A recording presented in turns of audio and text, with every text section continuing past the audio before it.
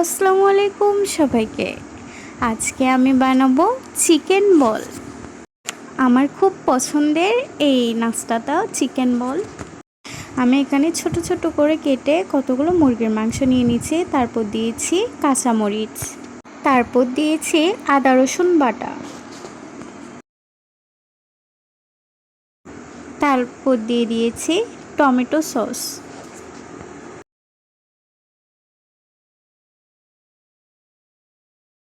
তারপর দিয়ে দিয়েছি সয়া সস, তারপর দিয়ে দিচ্ছি অল্প একটু গরম মশলার গুঁড়ো,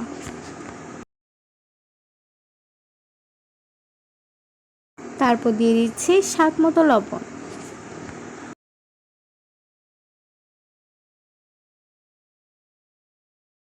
তারপর দিয়ে দিয়েছি অল্প একটু চিনি। তারপর এগুলোকে এখন ভালো করে মিক্স করে নিচ্ছি। আমার ভিডিওগুলো যদি আপনাদের কাছে ভালো লেগে থাকে তাহলে আমার পেজটাকে ফলো করে দিবেন, অ্যান্ড যারা ইউটিউব চ্যানেল থেকে দেখতেছেন আমার চ্যানেলটাকে সাবস্ক্রাইব করে দিবেন।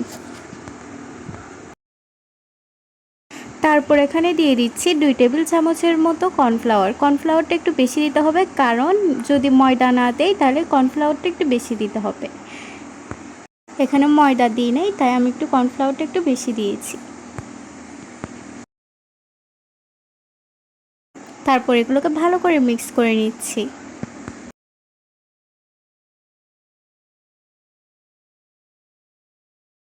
তারপর এখানে দিয়ে দিব খাওয়ার সোডা,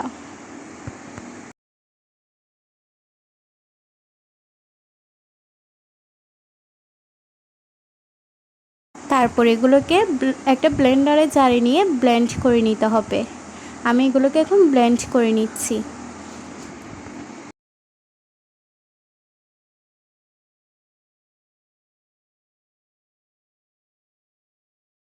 দেখুন এগুলোকে ব্লেন্ড করে নিয়ে নিয়েছি। তারপর চলে একটা প্যান বসিয়ে ওখানে পানি দিয়ে দিব। পানিগুলো গরম হওয়া পর্যন্ত ওয়েট করতে হবে। পানিগুলো গরম হয়ে আসলে তারপর ওখানে চিকেনগুলো দিয়ে দিব। যেগুলো ব্লেন্ড করে রেখেছিলাম ওগুলো ছোট ছোট বল করে দিয়ে দিব। এগুলো গরম পানিতে দিয়ে সিদ্ধ করে নিতে হবে।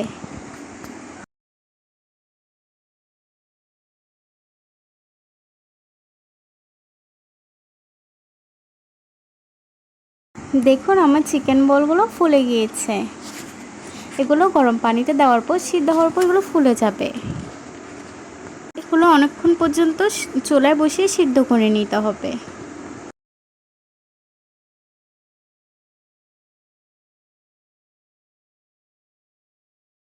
চুলার আঁচ কমিয়ে এগুলোকে সিদ্ধ করে নিতে হবে।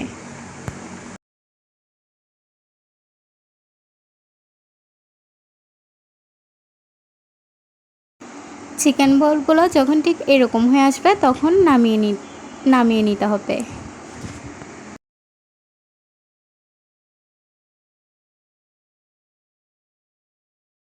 দেখুন আপনাদেরকে এখন একটা উঠিয়ে দেখাচ্ছি আমার চিকেন বলের অবস্থা। ঠিক এরকম করে সিদ্ধ করে নিতে হবে।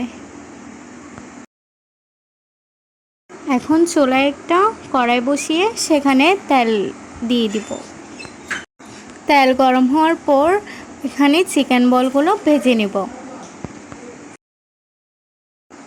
এই যে চিকেন বলগুলো এখন আমি ভেজে নিচ্ছি। আপনাদের কাছে যদি আমার ভিডিওগুলো ভালো লাগে তাহলে লাইক, কমেন্ট অ্যান্ড শেয়ার করে দিবেন।